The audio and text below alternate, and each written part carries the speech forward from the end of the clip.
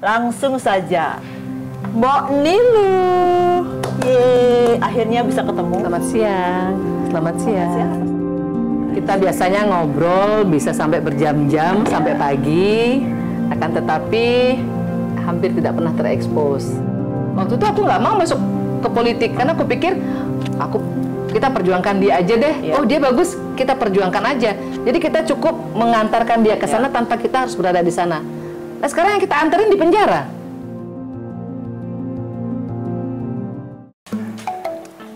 Kecil. Suka yang mana? Suka yang mana? Laklak atau lukis atau pisang rai? Nah, makejang babang mi tenang ya mi. Masa kecil kita dibesarkan dengan jajanan ini. Dan apa? SMP naik Sianlia. Bemo Sianlia. Jadi kencannya pagi-pagi jam 4:30 pagi naik mobil Bemo Sianlia. Warnanya apa mi? Warnanya hijau. Bemo Sianlia. Bicara tentang masa kecil dengan penderitaan ala kita, let's talk about it. Tapi tidak menderita kan, happy Pidan. Kami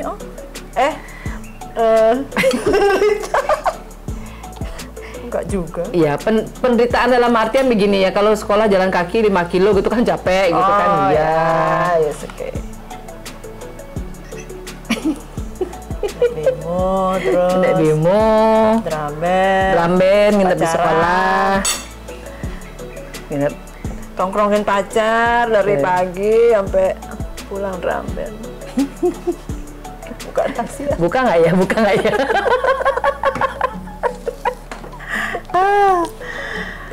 Oke, selanjutnya. Nah, dari sekian persepsi orang terhadap dirimu ya, kan banyak tuh yang pasti banyak yang apa ya istilahnya haters gitu kan. Tapi penggemarmu lebih banyak, Trey. Tenang, Trey. Nah, itu resep ampuhnya buat tetap kesayangan. resep ampuhnya gimana? Kesayangan sama peluk tiang listrik tuh awalnya kengken tuh. Kok bisa kesayangan ya peluk tiang listrik tuh?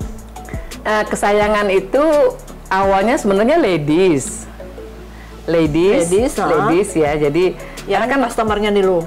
Ya, karena kan pelanggan, karena waktu itu kan kita baru mulai sosial media. Jadi pelanggan kita tuh kan identik dengan perempuan. Ya. Jadi kita memanggil mereka dengan mereka memanggil diri mereka indie lovers. Indie lovers, dan kita memanggil mereka ladies. Karena kita memperlakukan mereka seperti seorang lady gitu kan.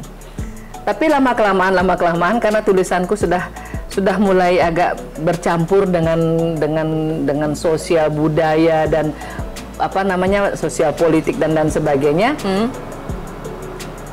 Pembacanya itu mulai apa? Gimana sayang? Pembacanya nyampur. Jadi komposisi antara perempuan dan laki-lakinya itu sudah bertambah banyak yang prianya. Kan nggak mungkin tak panggil ladies. Nah, biar adil tak panggil kesayangan. Karena di Nilu Jelantik itu tidak ada yang namanya follower. Terus gitu. Namanya? Kalau kita mau diskusi sekaligus nantinya mau argumentasi, kita harus duduknya sama rendah nih, berdiri sama tinggi. Nah, kalau kita memanggil follower, itu kesannya kan kita di-follow, kita dijadikan, jadi seakan-akan meninggikan diri kita. Kita panggil kesayangan, jadi kita duduknya bersama nih, jadi enak nih. Jadi apakah kita sama-sama masyarakat sipil ataukah kamu misalnya pejabat, ya kamu tetap kesayangan di Nilu Jelantik. Jadi tidak ada yang merasa kurang dihormati atau terlalu dipuji-puji gitu loh. Terus peluk tiang listrik itu gimana itu? Nah, peluk tiang listrik itu biasanya datangnya kalau Mbok Nilu sudah dalam kondisi yang mati gaya. Jadi mati gaya karena ada kondisi tertentu, situasi tertentu yang berimbas secara nasional untuk keseluruhan masyarakat yang harus kita suarakan. Misalnya tentang toleransi, intoleransi, radikalisme, tentang tentang hal-hal yang tak suruh mati ntar ya. Lanjut, tiang listrik. Jadi waktu itu ya, kalau misalnya sudah aku menuliskan sesuatu dan memang kondisi saat itu memang impactnya sangat besar bagi masyarakat dan sudah speechless, keluarlah istilah peluk tiang listrik itu yang akhirnya beberapa tahun kemudian menjadi istilah apa? Yang tiang listrik juga kan ada. Siapa itu yang nabrak tiang listrik itu loh? Oh, nah itu dah. Iya. Yang papa itu kan dia ya. Akhirnya menjadilah istilah itu, tapi tidak ada hubungan karena peluk tiang listrik is beautiful the way it is. Ya, makanya di sini banyak tiang-tiang karena sering dipeluk tiangnya. Itu buat ini sih, buat sebagai apa sih ya, sebagai hiburan ya buat masyarakat, karena kan sudah situasinya sudah kadang-kadang terlalu ruwet, terlalu susah, terlalu ribet di luaran sana. Kadang-kadang kita juga perlu humor untuk kita sampaikan, walaupun yang kita sampaikan adalah permasalahan yang cukup serius, tapi endingnya itu yang sering bikin ketawa gitu. Dan salah satunya adalah peluk tiang listrik. Dari sekian banyak persepsi orang terhadap dirimu, resep ampuh biar tetap berjalan tanpa mempedulikan gonggongan orang, nah itu kan hebat kalau menurut aku. Kalau nggak punya mental yang kuat, terus mental sebodoh teing gitu kan, jalan gen gitu. Nah itu resepnya apa, Mi? Dan itu dapatnya dari mana ya gitu? Resepnya kita harus bisa sekarang pisahkan. Buat aku secara personal, kalau itu misalnya menyangkut pribadi, kehidupan pribadiku, that's fine. Silakan kamu ngomong apa aja. Kalau itu sudah menyangkut misalnya persepsi mereka tentang bagaimana kehidupan profesionalku dari bajang, dari remaja sampai sekarang, silahkan. Kalau itu sudah menyangkut misalnya keluarga, nah keluarga ini agak relatif. Karena kenapa? Karena di sana aku tidak melibatkan mereka dalam semua kegiatanku yang bersangkut pautan dengan kemasyarakatan. Mereka sudah siap bahwa pada saat si Niluh ini keluar dari pintu pagar itu, dia sudah bukan lagi menjadi milik kita. Nah, mereka sudah menyiapkan itu dan mereka sudah menerima bahwa mereka tidak akan bisa melihat si Niluh yang menjadi mamanya atau menjadi istrinya ini setiap saat yang mereka mau. Karena kenapa? Karena presentasi itu sudah kubagi. Nah, pada saat itu juga diganggu, keluarga yang sudah membesarkan hati mereka untuk melepas aku, itu juga diotak-atik, itu aku pasti akan bereaksi. Tapi tidak menggonggong balik. Bagaimana? Menggonggong balik.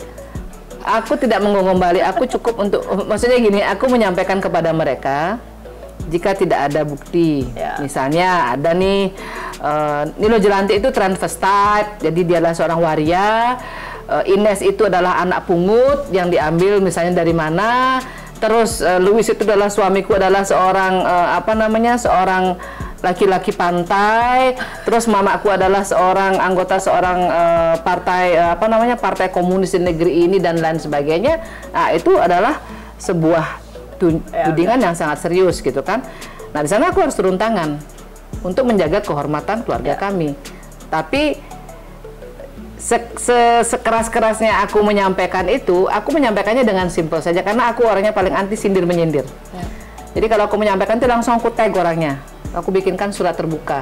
10 orang yang menghina, 10 orang aku bikinkan surat terbuka dan aku minta mereka untuk mengklarifikasi.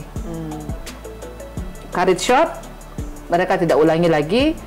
Next, mereka ulangi lagi. Mereka tidak hanya akan peluk tiang listrik saja sama aku, tapi mereka sudah akan peluk tiang kantor polisi. Nah, urusannya sudah.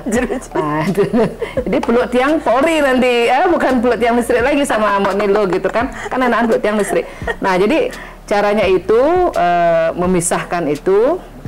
Nah, kalau untuk urusan pekerjaan profesional dan pribadi sendiri yang mereka misalnya sampaikan tanpa fakta, itu cukup dengan menyampaikan satu, misalnya kalau urusan perusahaan, misalnya mereka menyampaikan informasi yang kurang jelas itu bagaimana, aku cukup berikan misalnya nomor telepon Dirjen Pajak gitu. Aku berikan nomor teleponnya Bank Indonesia. Jadi kalau mau cari jawaban ke sana. Karena di sini itu kami ibaratnya semuanya sudah, kami menyerahkan bola itu, tanggung jawab itu bukan di tangan kami lagi. Nah, seperti itulah kami bersikap di Nilo Jelantik, dan di akhir hari sepanjang perjalanan yang mungkin sudah 10 tahun lebih ya, berkomunikasi dengan mereka-mereka yang tadinya sangat antipati, yang tadinya melihat seorang Niluh ini hanya dari satu sisi, misalnya, oh Nilo Jelantik keputusan politiknya seperti ini, pilihan politiknya seperti ini, tidak sehati dengan mereka secara pilihan. Tapi karena mereka sudah mulai mengenal, karena kalau di page Nilo Jelantik itu kalau nggak follow kan nggak bisa komen. Jadi kan harus memfollow dulu, jadi kesayangan dulu baru bisa komen kan gitu. Dan mereka melihat konsistensi di situ. Jadi bukan membabi buta, misalnya komplain atau mengkritik seseorang, tidak.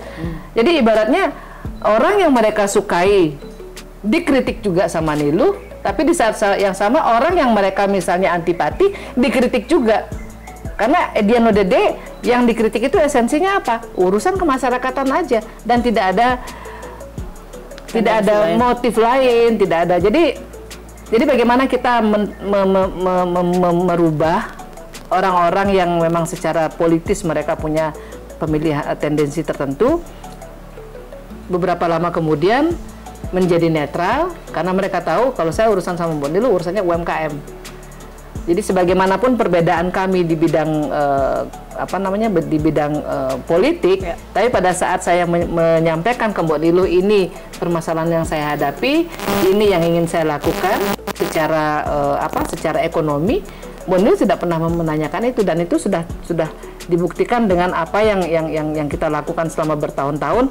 Kita mempromosikan, mengembangkan, mendampingi, menemani UMKM tersebut tanpa kita mengkaitkan itu dengan politik sama sekali. Jadi yang tadinya misalnya 10 orang memarahi kamu, terus jadi 20 orang yang mencintaimu. 20 orang yang mencintai, sekarang mungkin ada mungkin 100 orang yang memarahi, jadi bertambah 8 kali, tapi ada 200.000 orang yang tetap menemani, kan gitu. Seperti itu. Jadi resepnya ya selain tentu sabar ya. Tangguh ya pasti. Sabar. Tangguh itu udah pastilah dirimu. Perempuan tangguh. Tapi pernah nggak perempuan tangguh ini merasa low dan merasa nggak bisa? Kayaknya seingatku sih sing taen, tapi nggak tahu ya, nggak tahu dirimu. Kalau jujur pernah nggak? Taunya gitu ya. Aku juga taunya gitu. Dan dari sekian cerita ya di Jakarta, pulang ke Bali ya tangguh. Aku nggak kebayang sih kalau hidup seperti dirimu di Jakarta itu, sing kebayang. Nah, pernah nggak rasanya low dan aduh, sing ngedang ujang nih gitu?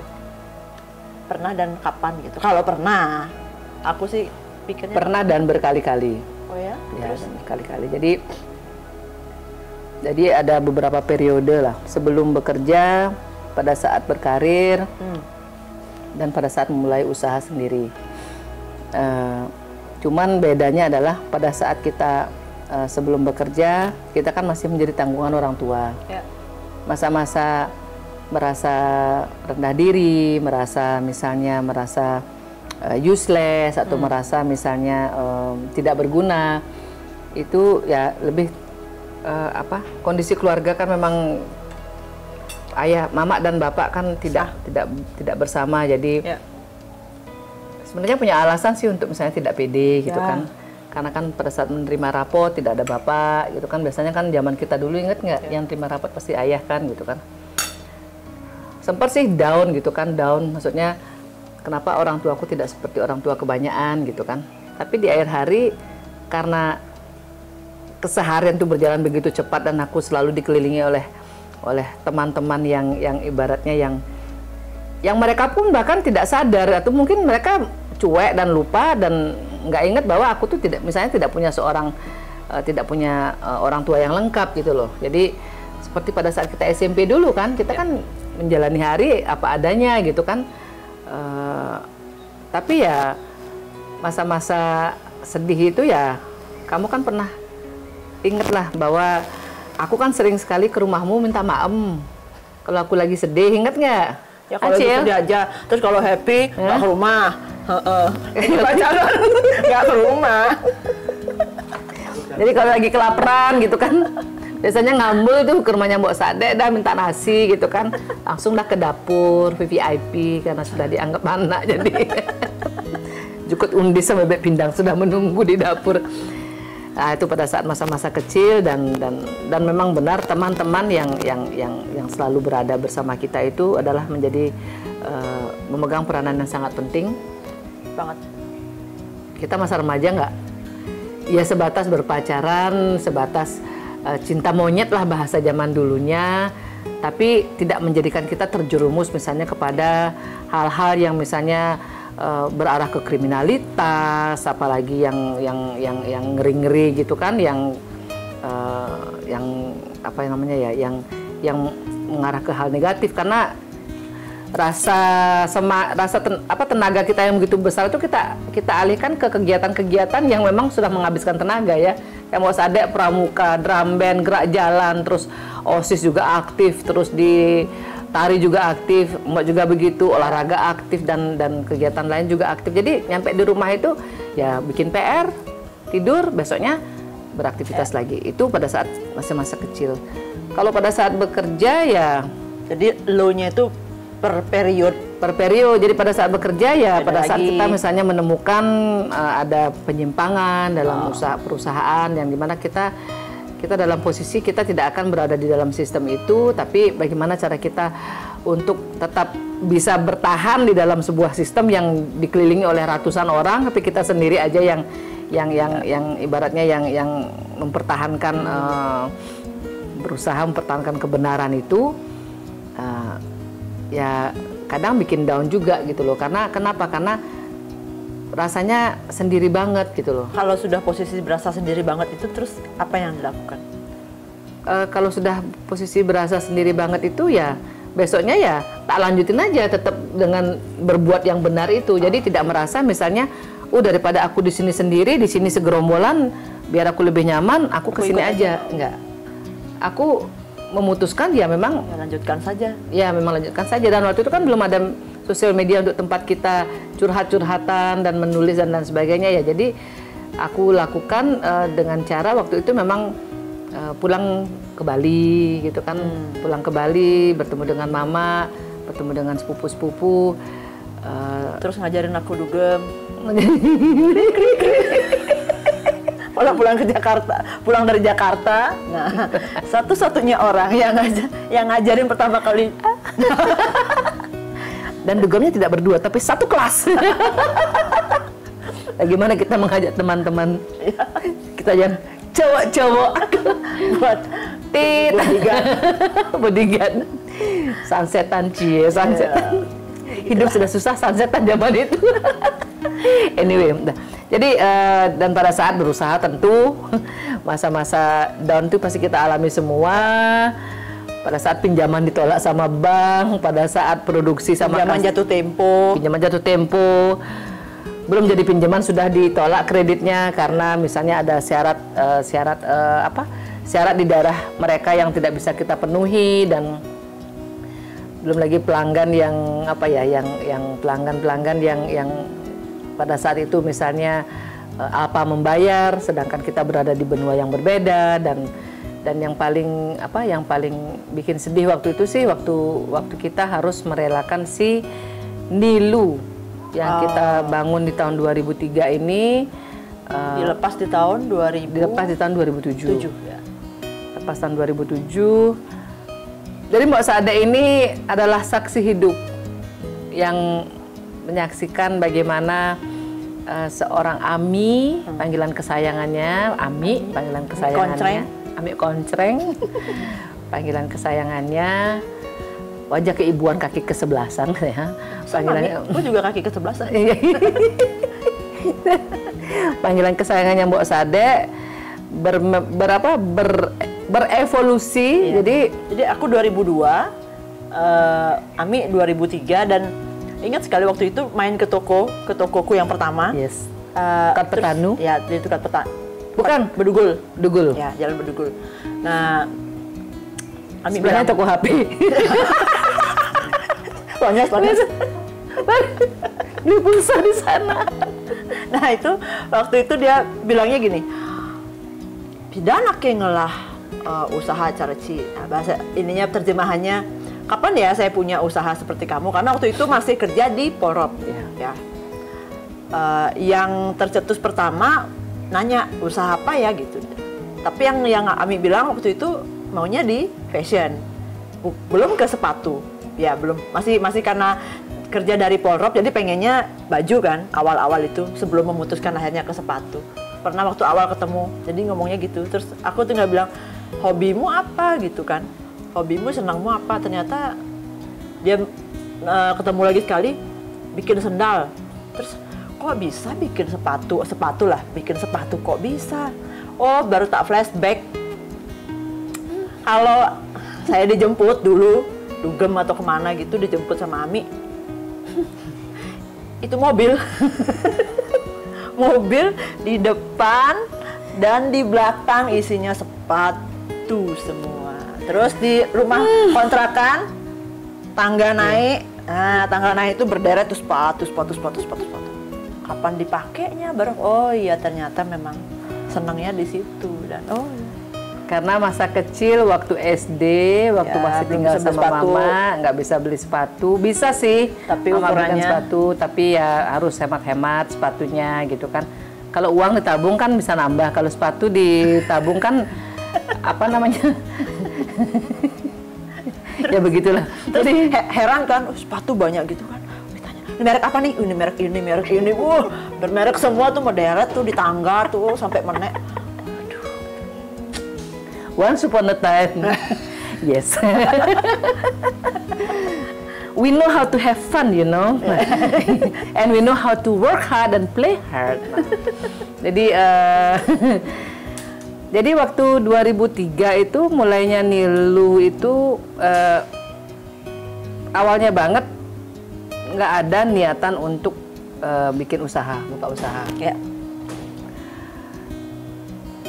Pada saat pindah dari Jakarta kan kerjaanku kan juga cukup bagus ya. Kalau nggak bilang sebelumnya. Oh iya yang dia. Kalau nggak boleh dibilang sangat bagus. Jadi pindah ke Polrop, bergerak di bidang yang bertolak belakang dengan bidang kami di Jakarta. Dan Perasaan di Jakarta juga semua bertolak belakang nih. Lu Iya. jualannya jadi jualan program, mesin, ATM, lantai kayu, apanya yang sama? Nggak ada yang sama. waktu itu kan masih, maksudnya intinya berjualan, Iya. nyeles Iya, gitu nyeles. kan. Tapi ke fashion gitu loh, bener-bener kan ya sejauh aku juga lumayan lah suka fashion. Tapi kan bajuku zaman dulu kan warnanya hitam sama coklat aja kan, ingat nggak waktu itu kan. Dan apa ya, dan pada saat aku ke tempatmu itu tahun 2002 ya. 2002 aku baru pindah kan waktu itu, baru pindah. Dan Dengan mobil Verosamu. oh iya, dengan Verosa itu, dan baru kepikiran untuk menjalankan usaha itu ya pada saat ketemu si distributor kami yang kemudian kami jatuh cinta dan menjadi suamiku. Dan akhirnya prinsip kami yang berbeda yang membuat kami berpisah karena kita punya punya pandangan yang berbeda akan bagaimana caranya menjalankan sebuah usaha. Dia lebih percaya kepada kuantitas, sedangkan kita lebih Kualitas. mempertahankan kualitas, dan nasionalisme itu nggak bisa dihapus begitu saja. Jadi kami sudah memutuskan hasil karya ini harus dibuat di Indonesia, harus dibuat di Bali, dibuat oleh anak bangsa, bagaimanapun caranya. Dan pertaruhannya waktu itu adalah ya kehilangan brand tersebut, dan kami ambil risikonya kehilangan brand tersebut. Itulah kemudian masa yang dimana kami jatuh kembali, down banget kan. Itu kali pertama aku membuatkan pakaian weddingmu. Oh iya. kali kedua. Dan tidak ada kali Oh ketiga. my God.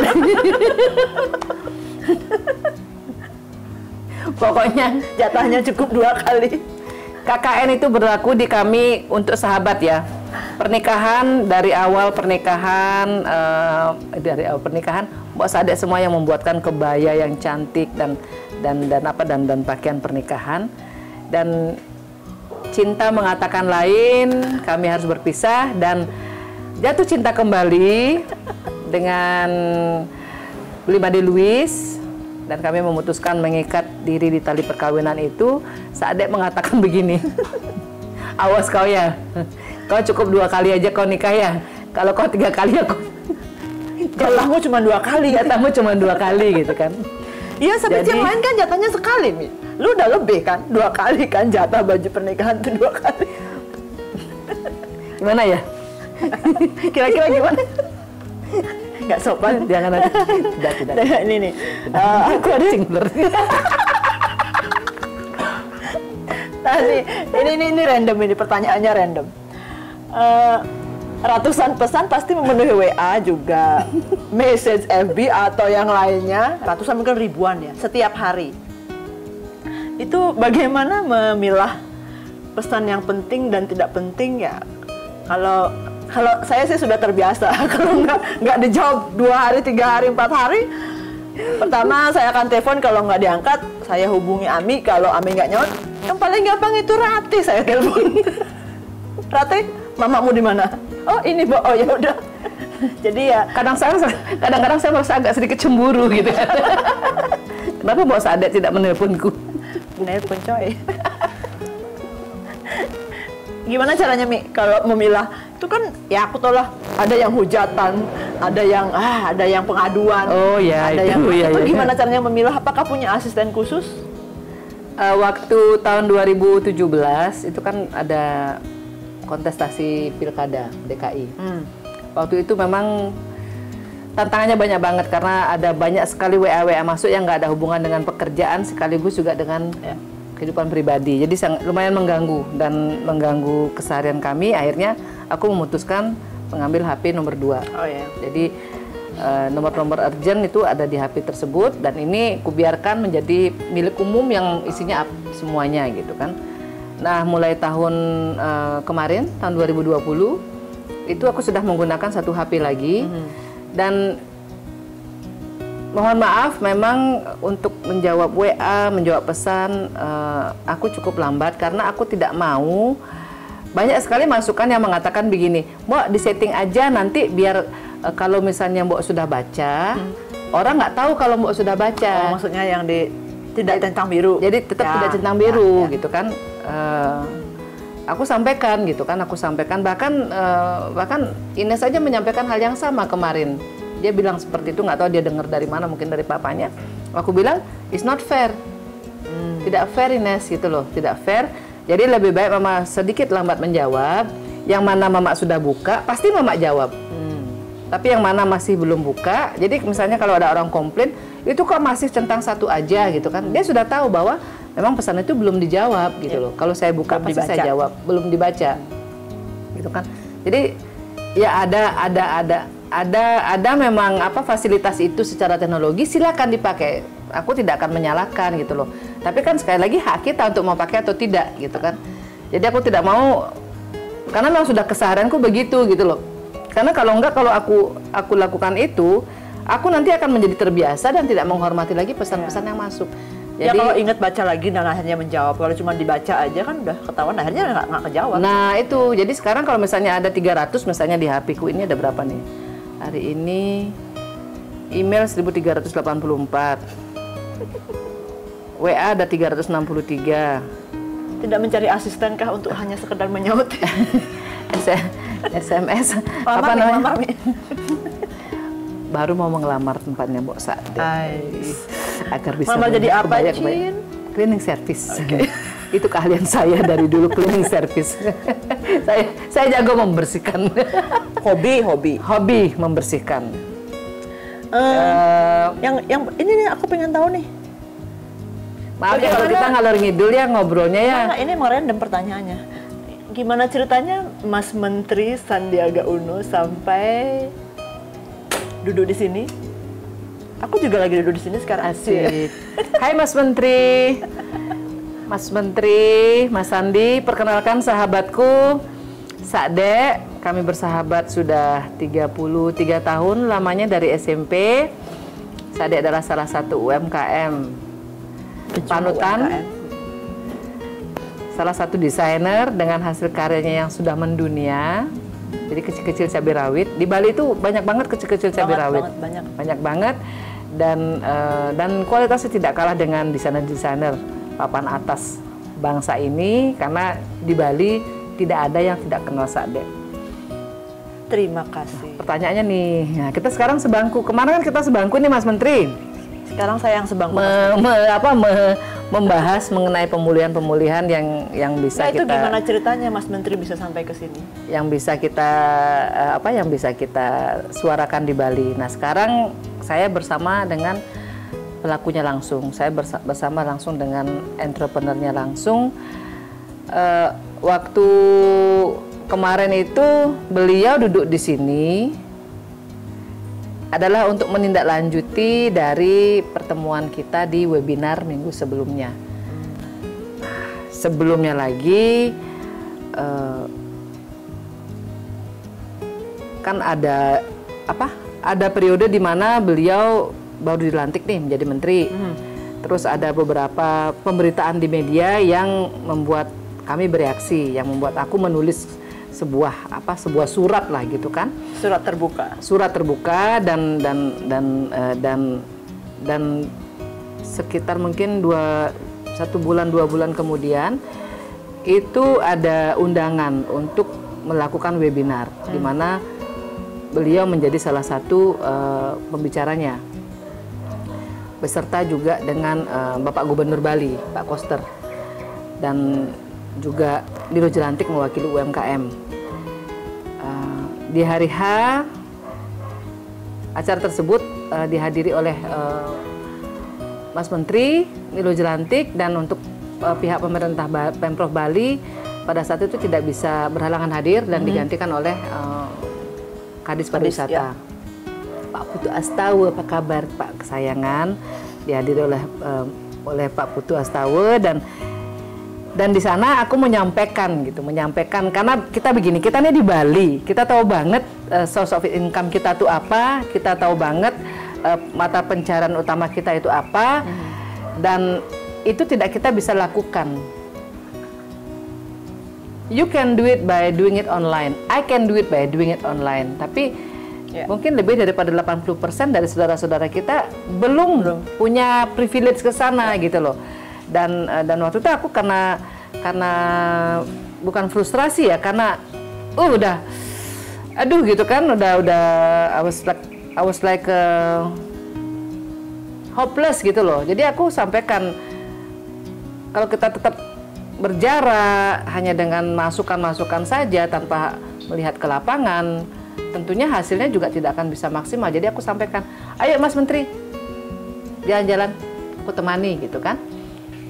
Nah waktu itu memang aku tidak berharap langsung direspon dan sebagainya, tapi beliau langsung merespon di hari yang sama dan berapa hari dari webinar?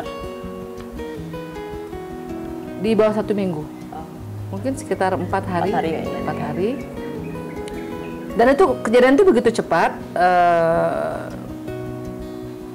Pihak kantor dan pihak protokoler yang berkomunikasi dan di saat yang sama kami tetap melakukan kegiatan kami hingga hari H, hingga di saat semua tim Kemenpar datang, kami tetap bekerja seperti biasa. Dan ya memang semesta mempertemukan kita-kita yang memang gimana ya, memang kami di Bali, kami sangat peduli dengan Bali. Sakdek pun juga begitu. Beliau diberikan tugas oleh Presiden sebagai sebagai Menteri Pariwisata, di mana positioning Menteri Pariwisata di Indonesia saat ini adalah positioning yang memang paling posisi yang paling bukan nggak enak sih, maksudnya posisi di mana bangsa ini pemasukan nomor 3-nya dari pariwisata loh gitu kan, dan sekarang itu tidak ada, pos itu sekarang sudah minimal gitu kan. Jadi kalau ibarat dikasih pekerjaan itu, dikasih rumah itu untuk bikin warung itu, rumahnya itu sudah dalam posisi rusak gitu loh ya kan. Yang mesti banyak hal yang dilakukan, banyak hal perbaiki perbaikan kan. Nah, kalau misalnya kita sebagai stakeholder di sana, kita kalau komplain silakan, tapi kita komplain kasih solusi juga. Nah, itulah yang kita lakukan, dan beliau membuka tangan untuk itu. Beliau he open his doors, we open our door gitu kan. Dan komunikasi itu berlanjut, dan akhirnya beliau datang ke Bali bersama beberapa stakeholder dari pariwisata Bali, hadir juga menyampaikan apa yang harus mereka sampaikan. Itulah awal pertemuan kami. Jadi berawal dari seminar, berawal dari menjadi pertemuan berikutnya, dan buat aku pribadi sih, semua kejadian itu memang tidak kita rencanakan sama sekali. Ya, jadi, dan memang tipenya kalau di Niluh Jelantik tidak ada gelar karpet merah kan. Jadi tetap aja megai gitu. My way. Gitu. Di sini our way. Jadi kita tetap memperlakukan siapapun yang datang dengan hormat yang sangat sayang, yang tidak mengada-ngada lah, tapi ya tidak membedakan apakah yang kesini pedagang bek pindang atau yang datang adalah seorang menteri, ya sama aja perlakuannya gitu. Tetap makannya nasi bungkus. Tetap makannya nasi bungkus. Jadi ada dulu ada nasi bungkusnya waktu itu. Nah, jadi gini.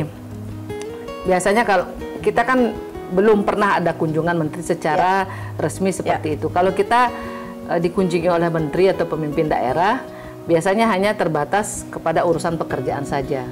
Karena akan banyak banget yang akan kita sampaikan, akan banyak banget yang, dan ini bukan memperkenalkan this is Niluh Jelantik, this is what we do, enggak. Niluh Jelantik itu di belakang tuh. Yang sekarang kita mau sampaikan, duduk rembugan, semua pihak-pihak yang berkepentingan duduk bersama-sama, sampaikan apa yang harus disampaikan untuk Bali. Karena kondisinya meetingnya di Bali, membicarakan tentang Bali. Kalau meetingnya di Papua, ya Papua kita bicarakan. Kalau di daerah lain.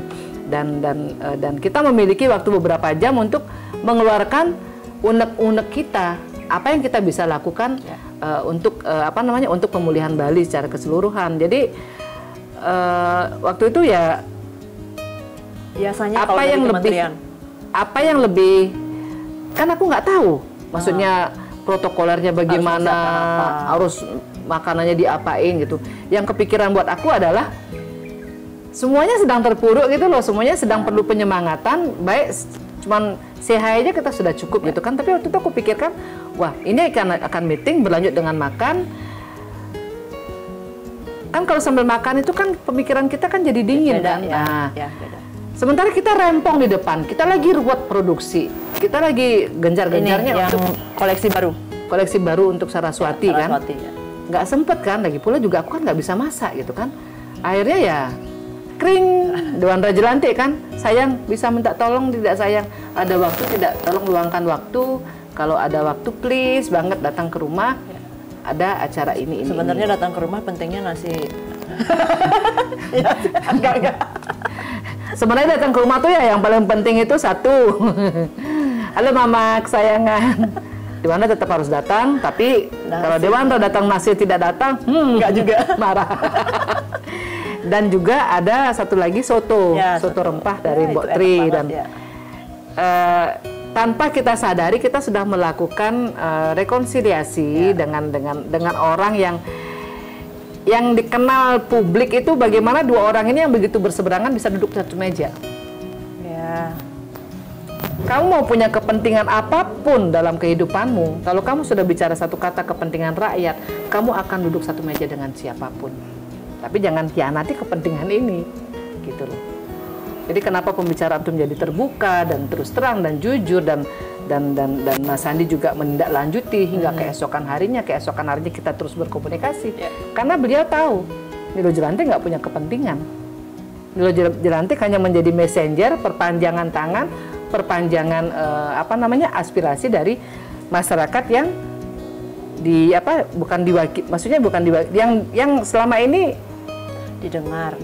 Ya, yang selama ini selalu berada di sekelilingnya gitu loh. Jadi karena dia kan bicara bukan dalam kapasitas sebagai wakil rakyat, bukan dalam kapasitas sebagai seorang pejabat gitu kan, jauh dari itu kan gitu. Kita kan hanya masyarakat sipil yang mewakili masyarakat sipil lainnya gitu kan. Ya berarti sebenarnya tanpa ya kalau misalnya seperti Ami bilang memang harus terjun ke politik praktis, tapi tidak pun kemarin karena belum berkesempatan ya Mi, karena sesuatu dan hal kemarin kan ikut pencalonan juga. Belum pun tapi tetap bisa melakukan banyak hal walaupun dengan lebih effortnya lebih. Kalau sudah di dalam? Kalau di dalam kan bisa lebih gaspol. Nah sekarang kan tergantung juga. Jadi kita masuk di kontestasi pileg tahun kemarin ya, tahun 2019. Ya. Sekaligus juga menjadi bagian dari tim kampanye nasionalnya Capres saat itu Pak Jokowi, kan beliau mencalonkan diri untuk yang kedua kali. Ya. Sudah banyak sekali pemberitaan setelah pencoblosan itu, banyak sekali pemberitaan di media dan juga telepon-telepon masuk yang menyampaikan bahwa suara yang dititipkan ke Nilo Jelantik itu berhasil mengantarkan Nilo Jelantik ke Senayan. Banyak banget. Ya, sampai ada beberapa yang sampai saat ini misalnya, oh iya kan anggota terpilih kan? Enggak. Hah? Enggak kepilih. Sampai sekarang suka dipanggil Bu Dewan loh. Ya Allah, mulut tiang listrik beneran loh. Jadi kalau pas di jalan tuh pasti ditanya, Mbak Nilu berapa hari reses di Bali gitu kan? Oh my God, gitu kan sayang, gitu kan. Mbak tidak, mohon maaf. Jadi hanya kata-kata yang keluar hanya mohon maaf, tidak bisa, belum bisa mewakili kalian. Tapi mereka dengan lucunya berkata, Mbak saya nggak peduli, Mbak mau mau bilang tidak, buat saya Mbak adalah wakil kami yang sebenarnya. So at the end of the day, it makes them happy.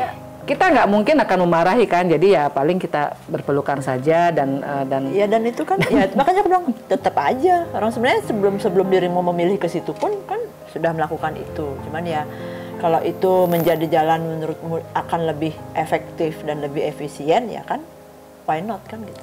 I see you again. I see you again.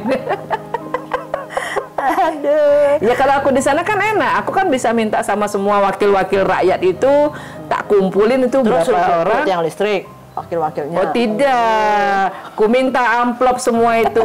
Jadi semua rekening gaji dan lain sebagainya kita announce ke rakyat Indonesia keseluruhan. Nih, alokasikan gajinya sekian. Atau tunjangan dan lain sebagainya. Itulah fungsi kita sebagai wakil rakyat kan, tidak cuman datang pada saat minta-minta suara rakyat gitu loh. Cuman ya itu perjuangan tidak harus lagi, Mi? Perjuangan tidak harus melalui satu jalan saja, banyak jalan menuju Roma kan gitu. Ya, betul. 3 tahun lagi. Semangat, Cin. Hai, Cin. Ya, ini kan ya nantikan 3 tahun lagi. Masa pandemi ini kan nggak mudah bagi semua orang. Kayak lagunya Anggun 5 tahun lagi. Kok 5 tahun lagi? Kan dulu waktu kita SMP kan? Oh, oke. Lagunya Anggun Cipta Sasmi. Terus kamu dibilang kembarannya? Iya. Oke.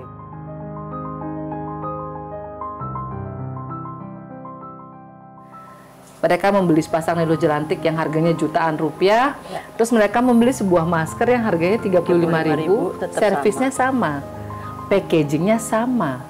Pelayanannya sama.